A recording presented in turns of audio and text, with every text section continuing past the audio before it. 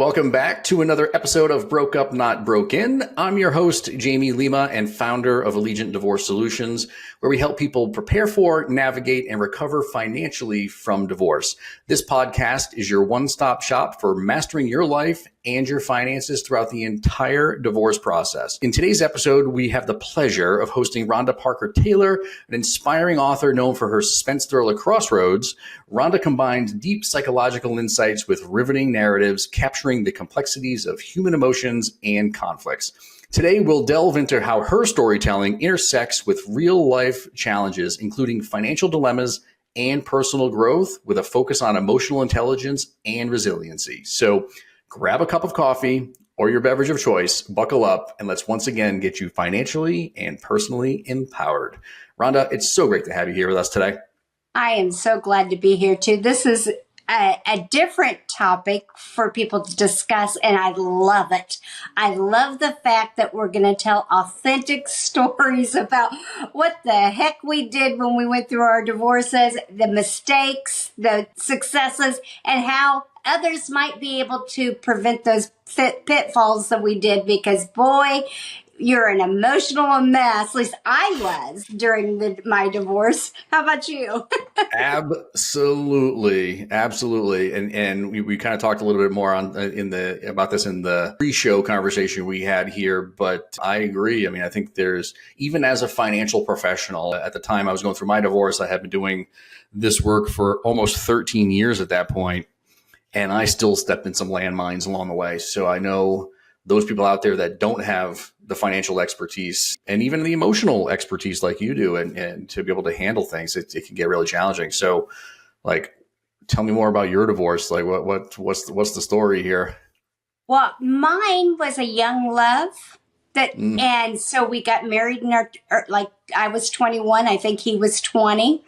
And we built a solid life together. Both of us professionally. We started a business together. He was a graphic designer, so his was in the marketing area. And I worked in corporate America and was still going to school. I got my MBA and my doctorate. So you would think, oh, you would never make any real bad financial decisions. And then we got to a place we'd been married 15 years, and we just grew apart. And there was no big drama. The main drama was at the time that we ended, my mother had breast cancer and was fighting for her life. And he was still running primarily the business by himself. And I had stepped away from my role of working at another job, just helped him with the business that we had built together. And boy, I was so emotional, and you would think that I would be able to pull it all together, but I couldn't. When we decided to split, I just left. I didn't fight for anything. We had a house together. We had a business together. And I thought, well, I'll go back at some point with my divorce attorney and everything and address this. And we had a meeting one day. He had brought the accountant to, basically say the business isn't really worth a lot. And, you could probably only get about $6,000. And I just finally said, this is a big mistake. So women and men out there, think about this. I don't have the energy to fight. I don't have energy to fight for the relationship. I don't have energy to fight for money. And I flat out said that. So I left with the agreement that the house would be his, the business that we grew together. He paid me $6,000 to sign off my part of it, and I walked away. Oh. And I was young when you think about it. 15 years. I was only 35, but I knew better. I just didn't have the tenacity to fight. I was emotionally drained. My mom had just had her surgery, and eventually she lost the fight to breast cancer. And I just couldn't do it. It wasn't in my makeup to fight over money. And I look back and think, and I tell women all the time, don't be stupid. Yes, you could try to destroy the person. I always tell people, be like Grace Kelly, the most elegant person in the world. Leave with grace, but don't be a fool. That's huge. That's huge advice. I mean, and it's not, I don't know if it's about like who's going to like trying to win all the time, right? Because in divorce, nobody wins. It's a lose-lose proposition, right? But if you have to try to walk away, like you said, with obviously with your head held high, but knowing that you've lost less. Right. Right. And the thing that I look at is, you build financial independency, as a couple typically. And then all of a sudden you forget that you have to build financial independence for yourself, because now you're on a whole different journey. So for me, I kind of looked at it as I could rebuild. But how, you never know what that corner around the next bend's going to be like. Shortly after, our adopted son was shot and killed. Oh. At a workplace violence. And I made a mistake and I bought a VA house this was during the financial crisis, and they didn't do the paperwork correctly. So all of a sudden the house that had been in foreclosure that I bought was still in foreclosure. And because nobody wanted to work with me because the power was in the mortgage companies, and I lost the house that I had purchased. So I had a series of bad decisions, thinking I was making the right decisions and forgetting that I was the one that was supposed to be in charge of my financial independence. And that was a big lesson for me to learn. And so I tell people all the time, when we talked about doing the podcast, they're like, why would you want to talk about your divorce? It's been years. Because everybody I go talk to always is going through similar things. So how did you build that resilience within yourself? I mean, is that just like part of your nature, or did you have to like, pull yourself up by your bootstraps and just carry on? I mean, you lost your mother, you lost your marriage, you lost your home, you lost your son. I mean, like all these things happen in what sounds like a short period of time. Most people would just want to crawl under a rock and go away, but like you did the complete opposite. Well, and it would have been very easy to just not get out of bed ever again. And yes, I would say probably the storytelling as I was growing up, being a Midwestern girl, you get back up on the horse when you fall off is part of it. But I think also it was the childlike mindset that I chose to take. And what I realized is every time there was some kind of life hit tragedy, my mind kept on going back to all those fairy tales and Frosty the Snowman and all the things that people put in front of us that I think today's kids don't get. But Frosty the Snowman, what was the last thing as he was melting? Put one foot in front of the other.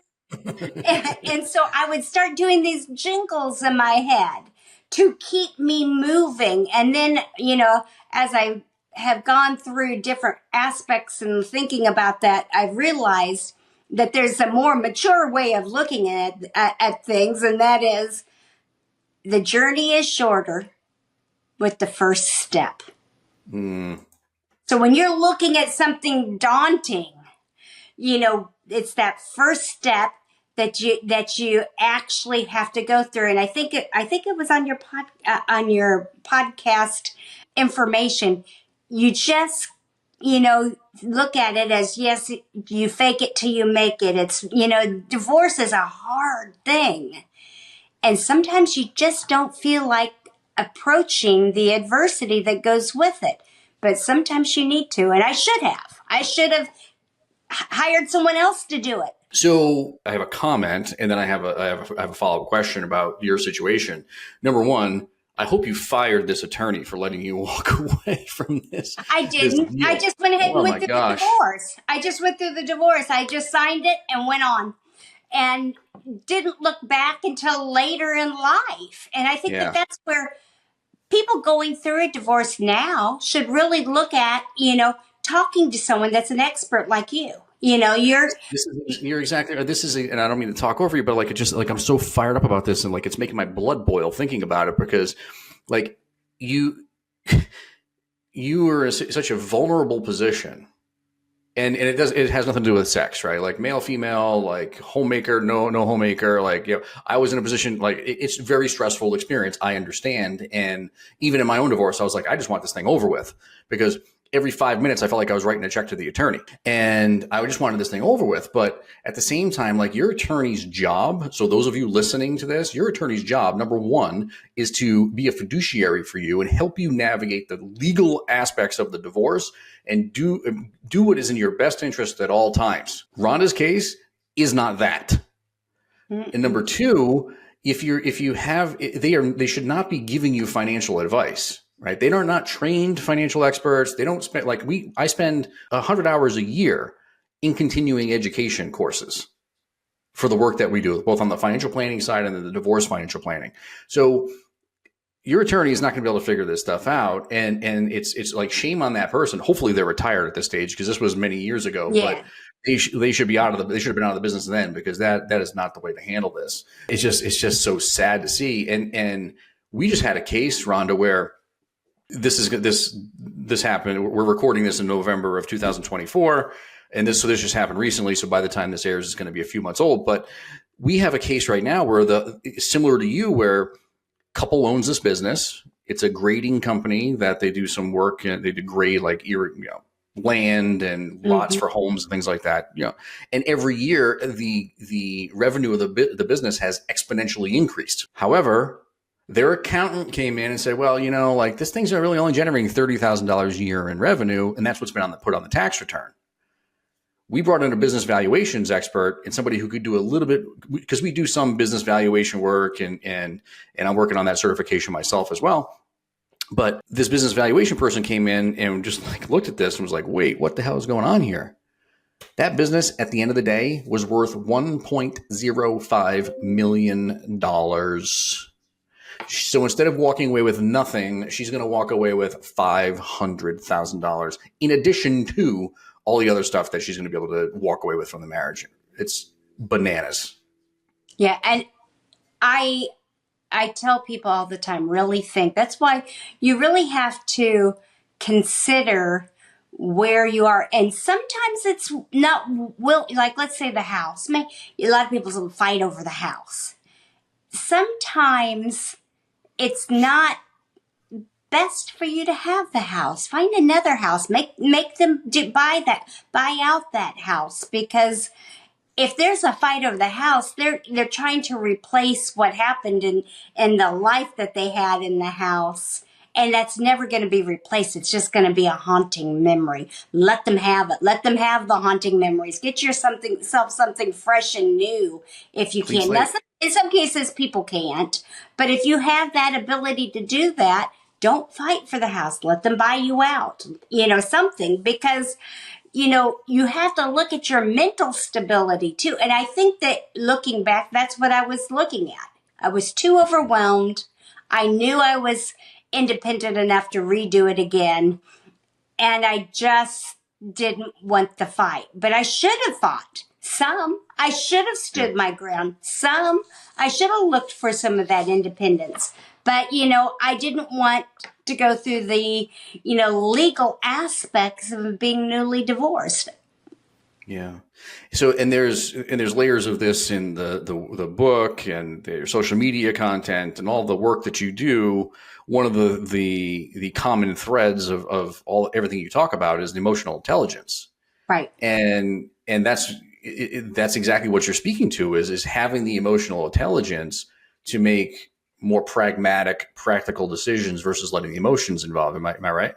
That's correct. And the interesting thing, part of that is I didn't actually get into the emotional intelligence piece of things until after the divorce. I had started my doctorate, and I had a professor one time that said, you're smarter than you sound. And I was like, what the heck does that mean? It was like the last day of class, and you're leaving, and I'm like, and it was an econ class, and it's like, where in the heck did this come from?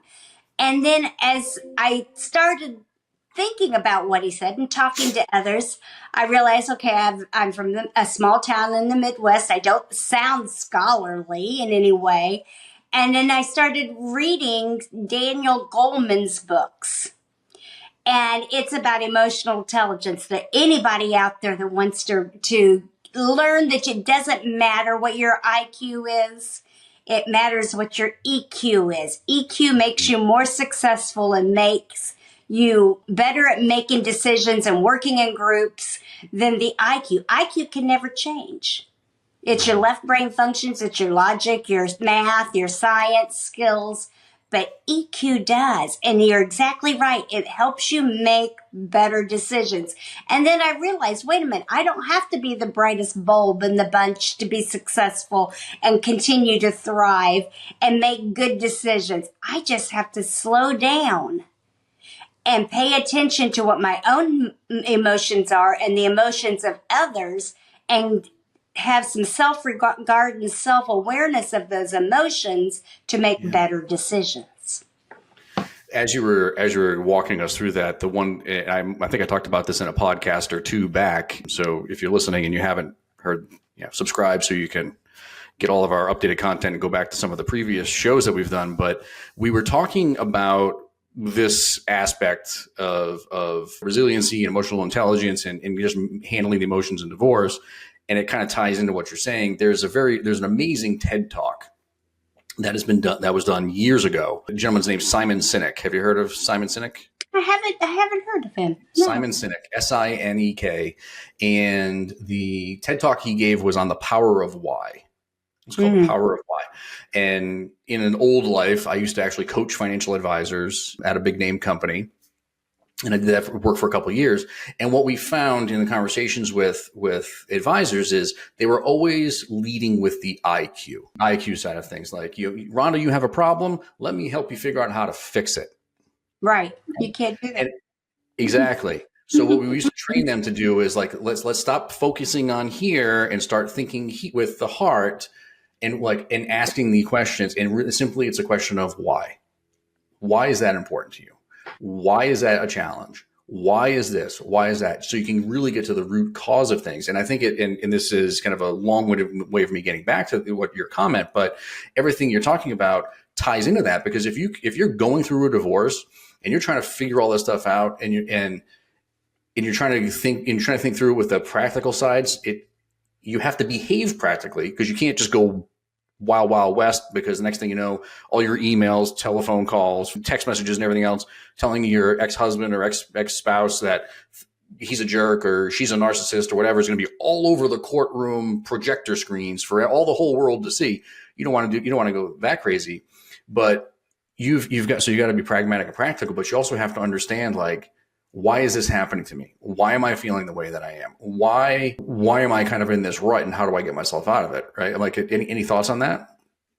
I think that a lot of the why is you haven't scanned the whole intentions of what happened in that relationship. You don't look at the internal, you don't look at the external, and then you've never, when it comes to that decision, you haven't learned to even self-regulate yourself.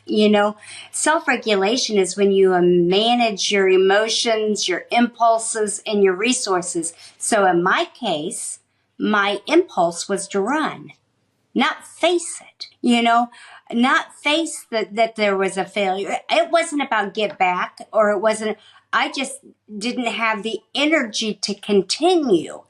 And in those disruptive impulses, in my case, of fear, run, don't challenge, came from a internal narrative that, one, that I would fight through it, but myself, but two, that maybe I wasn't worth what to fight. I wasn't worth that context. I had a negative narrative of, the failure meant that, I just needed to not fight because a woman has less value.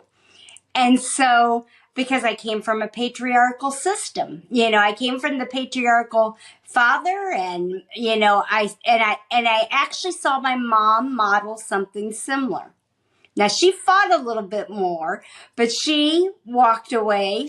And, so I think that those negative narratives have a lot to do with it. You have to value yourself and your future to be able to fight for it. There's that, and that just brings me to my next question about like being self-aware of you doing those like having those negative repeating thoughts and trying so are there any practical tips you can share in that regard? Because I think one of the things that we all face is really trying to be really being self-aware, right? We just kind of go about our day. We act the way we act, we talk the way we talk, but really truly being self-aware as you're going through this experience, and not just divorce, other challenging experiences that you face is probably incredibly important, right? I would say first you have to have a vision for yourself. As soon as you have any major change, sit down. Say, okay, life is going to be different, and create that vision. When you create a vision, and I'll call it the miracle question because psychologists use it all the time. If you were to wake up tomorrow and you have the life that you always dreamed of with the new set of circumstances that you've been given, what does that life look like? Pick the house out, pick the yard, the vacations, the whatever it may be. And then once you've defined it, look where you're at and break it down. Say, okay, how am I going to get there? Because if you can have a vision and a landmark, and say, okay, I like Chinese food. He never liked Chinese food, and so then you turn around and say, okay, I'm going to eat Chinese food tonight, whatever it might be. But, one of the first things I did is I went to Belgium, did a vacation by myself. I'd always wanted to do Europe. I wanted to go to Paris, and Paris seemed too big at the time for me. So I picked Belgium because I could get on a train and go to Paris. I never left. I never left Belgium. Every day I found something that seemed like it was meant for me. I get on the train, got off in Bruges, and then it started raining, and I jumped underneath a awning of one of the churches, and it said, "Pray over the blood of Jesus Christ." Now, who wouldn't want to pray over I don't care what religion you are. You're going to say, I think I need that. I just went through a divorce. So I went running in. Sure enough, it was the trout. And, and I put my hands, and there's no fee to actually pray over what's considered what they've said for years and centuries, that is, the raps of Jesus Christ. And so then the next day I'm getting ready to get on a train, and I lost my way, and I met two brothers, and they're like, well, why don't you go to the Diamond District with us today? And they actually lived there, and they said, we're getting ready to go meet one of our friends and colleagues, and I got to see how they did the diamonds and how they, smithed the gold. And it's like, so every day something was provided for me. So what people don't realize is even in the worst of situations, you can be provided a little nugget that takes you further into your journey to soften what you thought your life was going to be and create a new vision. So during that week, I was able to create a new vision for myself. And, yes, there was other things that went on after that, but I would say creating that vision is a very big part, and be willing to explore yourself, because sometimes we become two in a relationship. We start out as two in a relationship. You end up being one, and the decisions are all based on that new oneness. Now you have your own oneness, and so you have to redefine who you are. That's an incredible story. We could do a whole podcast on your trip to Belgium. Mm-hmm. It's incredible. It's incredible. What about, so you've obviously thrived post divorce, in the second phase of your life, your new life, I'm not sure I picked up on how long ago the divorce was, but 2002, well, this is when we separated. Okay. So it's been quite some time. So, for those people that are out there that are in the throes of it, it doesn't seem like, they can't see the light at the end of the tunnel. What do you have to say for them based on your experience? I would say start dreaming and get the resources that you need, if it's ADS to help you, if it's your attorney, if it's your family, find the experts to give you solid advice that's not emotionally charged in the situation so that you make good decisions and start dreaming. Start pulling things out of that hat like you're a new magician, because when you start pulling a rabbit this time and a quick change next time, and you find out that there's so much more to live for. We're not defined by the relationship we're in. We're defined by who we are internally and externally, but more internally than externally, and create that vision, because everybody's beautifully and wonderfully made. Even that, we could say the big A that you're married to or that you're divorced. Everybody is, because it's just a situation. It just didn't work.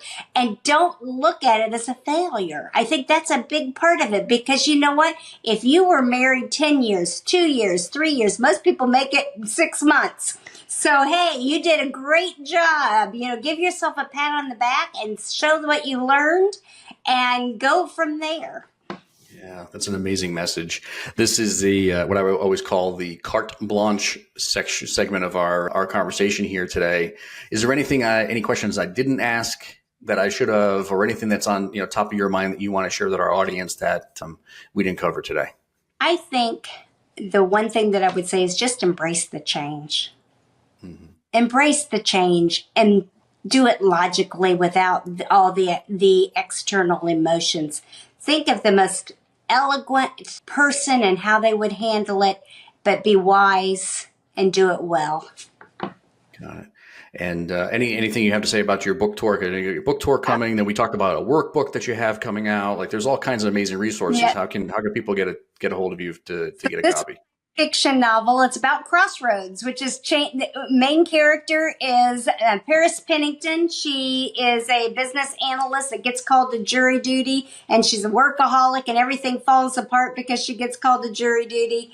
It is fiction, but it's based out of Indianapolis, so they're real sites. If you've never been to Indianapolis, it's going to be the City County Building, the Circle, Holiday Park, and the dead bodies dropped behind Lafayette Square Mall on the railroad tracks. But it's about a person that's going through this journey of self-discovery because she's put too much into one area, which is work.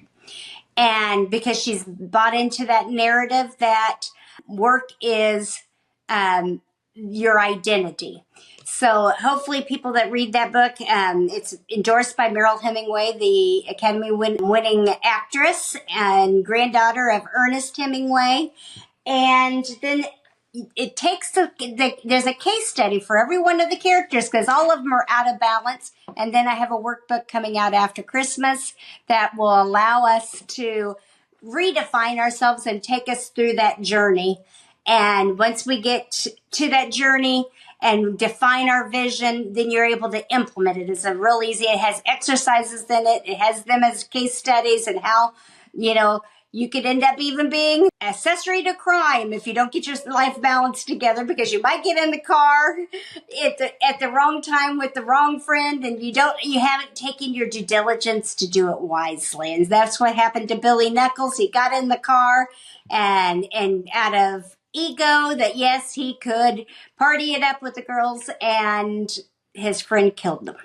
Oh. And so now he has to decide whether he's going to turn state on them or be loyal and take the charge. So we all have crossroads in our lives, and divorce is one of them. And that's one of the great things about, being able to talk in different podcasts about different ways of things. And I love hearing from people. I'd love to hear people's stories of their divorces, or maybe they're going through one, and how we and ADS can help.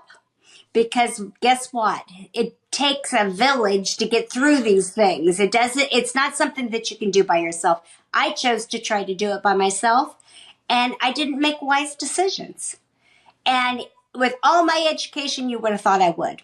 So it's not about smarts. It's about controlling those emotions and actually looking for the solution and having self-regard, self-awareness, and self-regulation, because I should never have walked away. Oh, that's like a mic drop moment right there. Like we should let everybody replay that and do it over again, because that was pretty powerful. Thank you so much for joining us today and sharing all of your compelling insights into the art of emotional intelligence, resiliency, which is a powerful word, and I think something that you've defined in your own life. It's pretty incredible, remarkable story. So thank you so much for sharing. Emotional intelligence and resiliency, they're two incredibly important things and really truly impact us as we're going through life's challenges. So I'm very appreciative that you're here for us today. For those of you that are listening, don't worry, we're going to share all of the content and contact information for Rhonda. You can be able to go to our show notes to look at her website, to get a copy of that book, get a copy of the workbook, because by the time this podcast comes out, it's going to be after Christmas. So you can get a copy of yours. I'm sure it'll be available at that point. Those listeners that are out there that are intrigued by Rhonda's work, don't hesitate to find her books at Amazon and Barnes & Noble, and follow her on social media for all the updates on all of her latest projects. You've got a lot of them going on, it seems like. Yeah. They can go to my website, and that will probably be this RhondaParkerTaylor.com. It has an update of all the events, and love to hear from everybody. And I really, really appreciate being on your podcast today. It's been a blessing. Yeah, it's been a blessing for us too. And remember, those of you that are listening, if you're navigating your own challenges, Allegiant Divorce Solutions is here to offer guidance and support on all the financial aspects of your divorce. So visit AllegiantDS.com for more resources, or to book a complimentary consultation with us about your specific situation. And don't forget to subscribe to our podcast for more inspiring conversations like this one. And until next time.